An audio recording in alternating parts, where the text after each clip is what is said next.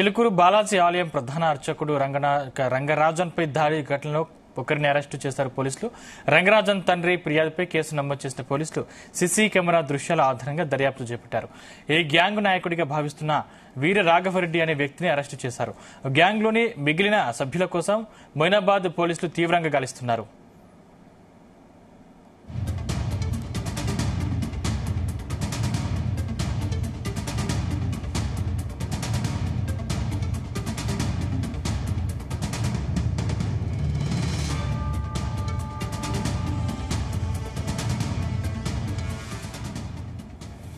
రామరాజ్యం స్థాపనకు private army అని చెప్పుకుంటున్న ఓ గ్యాంగ్ రంగరాజన్ ఇంటికి వెళ్లి దాడికి పాల్పడ్డారు. తాము ఇక్షాక్ వంశస్థులుగా చెప్పుకుంటున్న కొంతమంది ఒక గ్యాంగ్ గా ఏర్పడి రామరాజ్య స్థాపనకు తమతో కలిసి రావాలని పలువురిని ఒత్తిడి చేస్తున్నట్టు తెలుస్తోంది.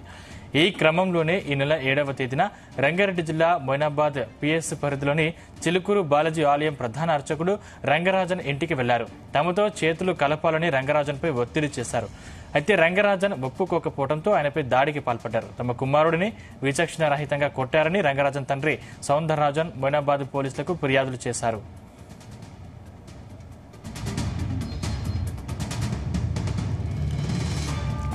అంశానికి సంబంధించిన మరిన్ని పూర్తి డీటెయిల్స్ మా క్రైమ్ బ్యూరో చీఫ్ రవితేజ అందిస్తారు. రవితేజ, సౌందర్యరాజన్ ఇచ్చినటువంటి ఫిర్యాదు పైన మొయినాబాద్ పోలీసులు కేసు నమోదు చేసుకుని దర్యాప్తు ప్రారంభించారు.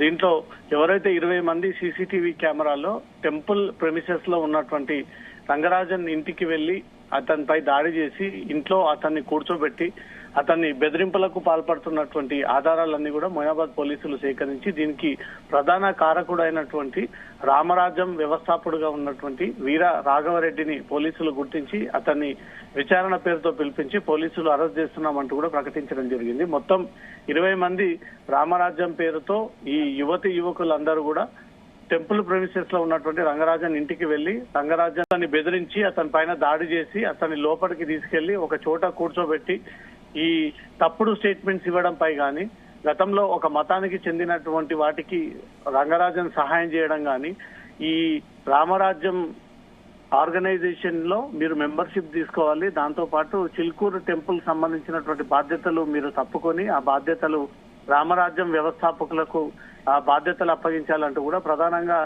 ఈ డిమాండ్స్ ని పెట్టి తనను బెదిరింపులకు పాల్పడ్డారంటూ కూడా పోలీసులకు సౌందర్యరాజన్ నుంచి అందినటువంటి ఫిర్యాదు పైన ఉదయం నుంచి ఇన్వెస్టిగేషన్ సాగించి సీసీటీవీ కెమెరాల ద్వారా ప్రధాన కారకుడైనటువంటి వీర రాఘవరెడ్డిని పోలీసులు అదుపులోకి తీసుకుని అతను అరెస్టు చేస్తున్నట్టుగా ప్రకటించడం జరిగింది. ఇంకా ఈ కేసులో 19 మంది అబ్స్కాండింగ్ లో ఉన్నారు. ఆ 19 మందిని కూడా గుర్తించి వారు ఏ ప్రాంతానికి చెందిన వారు, ఎక్కడెక్కడి నుంచి ఇక్కడ పోగై చిలుకూరు ప్రెమిసెస్ లో ఉన్నటువంటి ఇంట్లోకి చొరబడి దాడి చేశారు, ఇంట్లో అనుమతి లేకుండా వీళ్ళు ప్రవేశించడంపై మాత్రం పోలీసులు వ్యవహారాన్ని సీరియస్ గా తీసుకొని రంగరాజన్ తండ్రి ఇచ్చినటువంటి ఫిర్యాదు పైన అనేక సెక్షన్ల కింద కేసు నమోదు చేసుకుని దర్యాప్తు ప్రారంభించారు.